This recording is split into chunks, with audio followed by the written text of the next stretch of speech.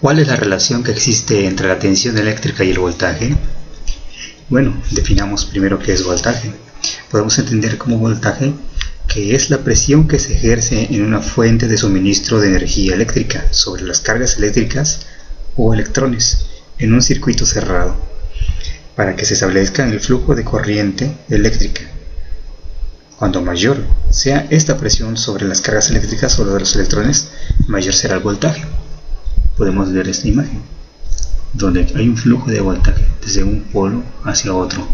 La diferencia de potencial es mayor en el polo negativo, que fluyen los electrones hacia el polo positivo. Esto impulsado por una fuente. Vamos a ejemplificarlo de otra forma. Supongamos que para entender un circuito eléctrico y cómo corre la corriente en ese circuito, entendámoslo con una tubería de agua, en donde la tubería representa al conductor y el agua representa a los electrones. Y esta bomba podemos entender que es un generador o una batería, y en donde entonces esta batería se le ejerce más presión y el movimiento del agua va a ser más rápido, ¿sí? O sea, el movimiento va a fluir más agua entre más impulso se le dé en esta bomba. Esa es una forma de entender qué es la corriente eléctrica. Eso ejemplificado con el agua. Pero ¿cuál es la relación que tiene con la tensión eléctrica? Bueno, la tensión eléctrica se produce cuando hay un exceso de electrones. Se origina un polo negativo. Entonces, en el polo positivo hay una falta de electrones. Pero después las cargas intentan compensarse. Y es ahí cuando se produce la tensión eléctrica. Entonces, ¿cómo se relaciona la tensión eléctrica con el voltaje? Pues cuando haya mayor tensión, cuando haya mayor presión sobre las cargas eléctricas, también será mayor el voltaje.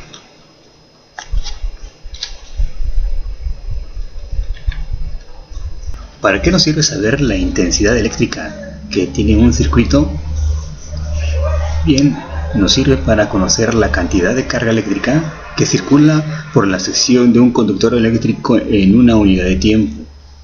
Esta va a depender de la tensión que se aplique y también de la resistencia que ofrezca el paso de esa corriente.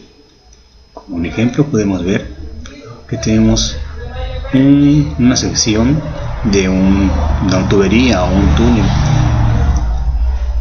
y por esta hay un grupo de corredores que está atravesando a través de ella. Si esta sección de tubería estuviera más reducido, que tuviera la mitad que tiene, digamos en su diámetro, pues sería una resistencia, y entonces esa cantidad de corredores se vería disminuida, y eso se mediría también en un tiempo.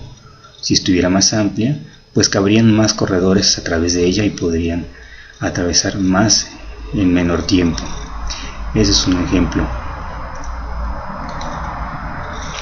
¿Cuáles son las unidades de medida del voltaje, de la intensidad de corriente y la resistencia? ¿Y de dónde se obtienen?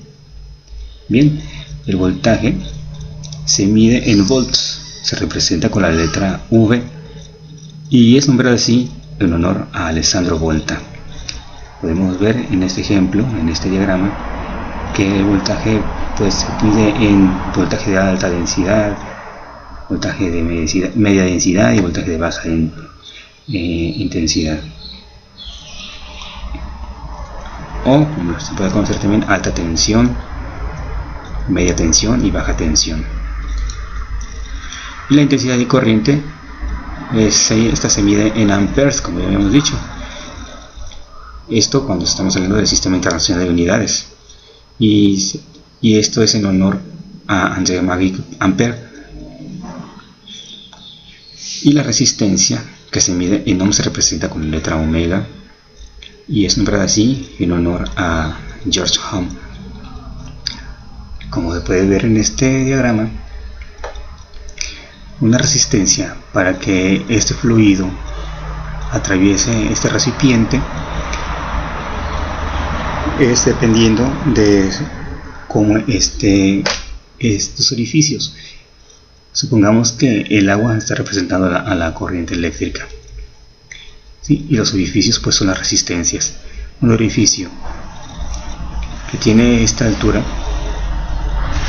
tiene una presión más baja que la que tiene un orificio que está a esta altura del recipiente. Su presión, o sea, tiene toda esta carga encima y su presión es más alta. Pero también existe otro detallito, que si la circunferencia de salida es más grande, pues la salida del fluido tiene más facilidad.